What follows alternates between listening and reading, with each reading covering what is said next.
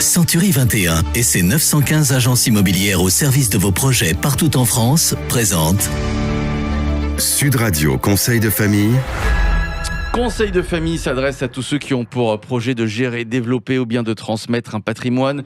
Tout au long de cette saison, cette seconde saison, du lundi au vendredi, Sud Radio vous propose de partager les conseils avisés d'un professionnel du patrimoine. Bonjour Stéphane Moller, vous êtes associé Philippe. Au sein du cabinet VIA.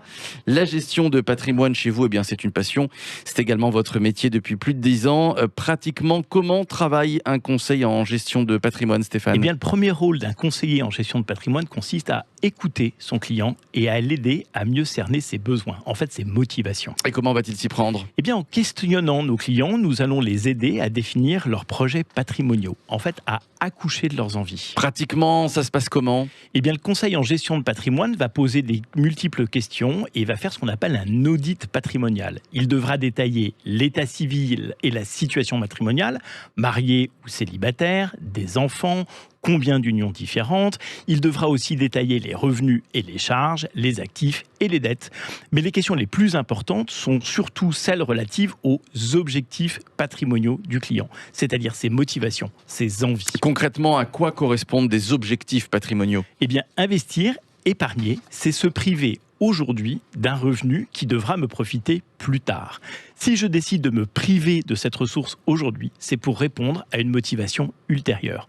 En fait, c'est pour répondre à une crainte de l'avenir. Avec quel capital achèterai-je ma résidence secondaire ? Si je décède prématurément, de quoi vivront mes proches ? Comment financer les études de mes enfants ? De quoi vivrai-je à la retraite ? Ce sont ces motivations qu'il nous faut mettre à jour et qui vont motiver la constitution d'un patrimoine. En fait, tout est une question de motivation. Oui, Philippe, développer son patrimoine est essentiellement une question de motivation et d'organisation. Et un coach est souvent nécessaire. 1, pour aider à définir ses objectifs.